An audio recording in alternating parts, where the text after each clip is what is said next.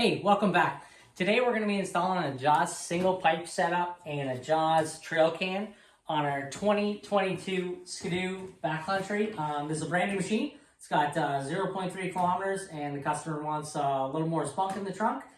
So we're going to do it up for them, and we want to show you a little bit of how to the kit and kind of what comes with it. So Jaws sells a separate pipe for Renegade Flatland with no sensor in the mid pipe. Summit Freeride Series has additional pipe sensor right here, so there's a difference between the two. The kit comes with a nice set of detailed instructions.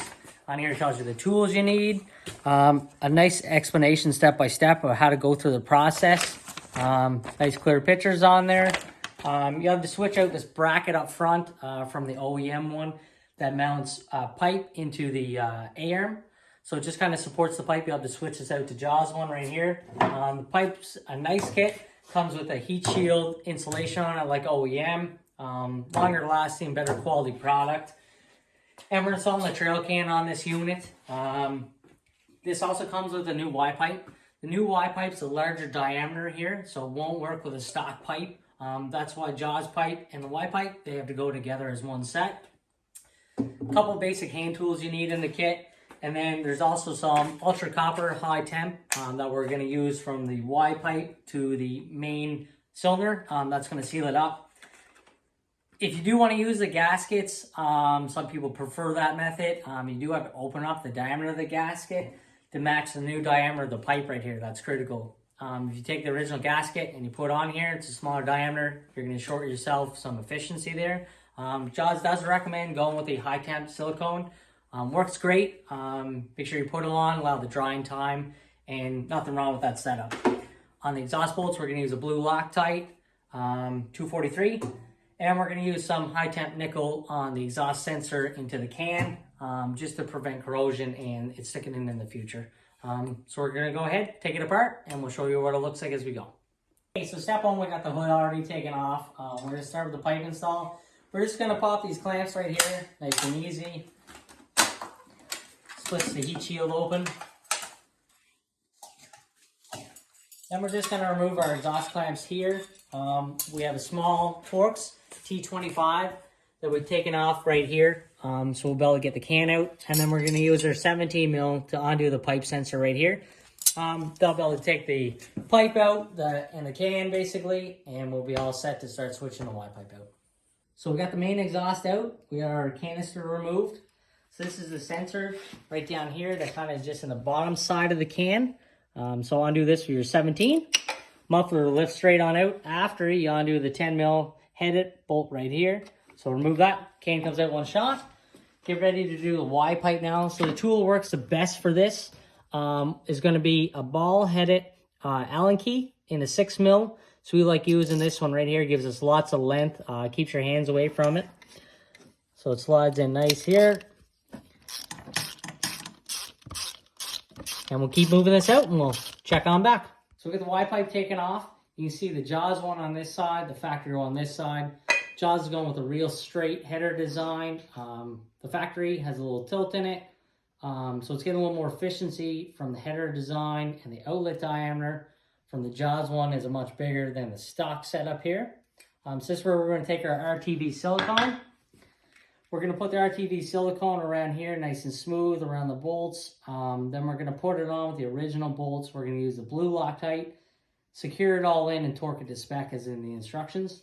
And then we'll touch base again. So we have our Y pipe put back on. We used RTV silicone for our application today. We reused the existing bolts as per the instructions with the blue Loctite. We torqued everything to 22 foot-pounds in a cross sequence. So that part's all finished, everything's snugged up. Next, we're going to put our bracket on in the front here. We removed the existing bolt. We just took the nut off it. 16 mil head on this side, 15 mil on this side. We're going to take our 1-inch spacer as provided in the kit. We're going to slide over here first. We're going to take our bracket, get it ready on this side.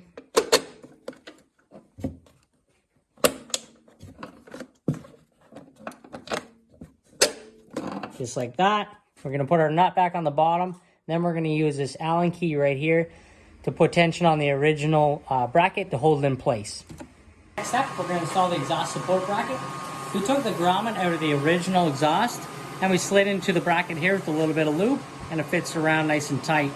Our bracket's all secured in place, so we're going to install one washer.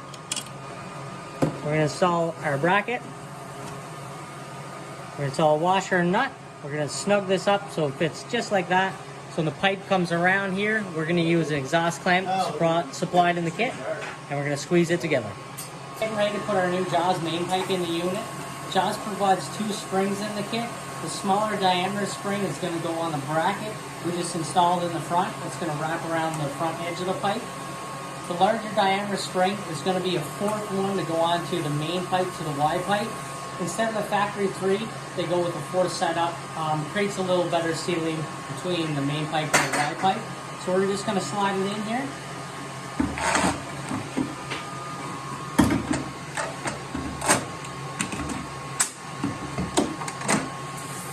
And this is where it smooths back in here, and we'll put the spring to attach it in the front.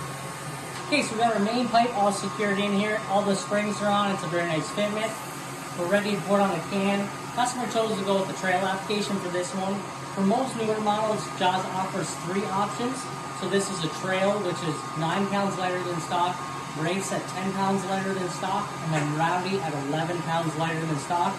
Trail one has a real nice low sound at low speed, low RPM, respectable trail use. As you get into the race, it's a deeper sound, and the rowdy is a much, much louder noise, hence the name. So we're going to use our new gasket that came in the kit. We're going to slide it on here. We switched the rubber over from the old muffler into the bottom here, and then the temp sensor is going to go in through the bottom side. So you can see the difference from stock. It's quite a difference.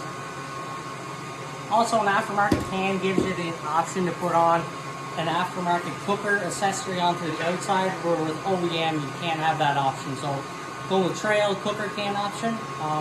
It's a good idea. A lot of people chose to go this route.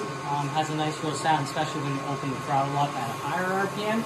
But down low, real respectable, great for trail use. So we'll get it put on. We'll show you what it looks like. Going for our last step of the install now. We applied some RTV high temp silicone to the springs. So now we're ready to put the OEM guards back on. This is very important to prevent the hood from melting. It gets very hot in this area. So all you do is put a nice little notch here for the sensor, where the sensor is into the bottom of the pipe. We're going to use the OEM insulation and the OEM clamp right on top to prevent the hood from burning. So we got the sensor snugged up in the bottom. We use the nickel, high temp nickel on the sensor threads. Our top bolt secured down with the original rubbers from the muffler put in the bottom. Everything fits nice and smooth. So thanks for following our install today. This kit's available on our website, PelicanRacingParts.com. If you have any questions, you can reach out to us, text, email, Facebook, whatever is easier for you. And hopefully you support us. And thanks for seeing the video.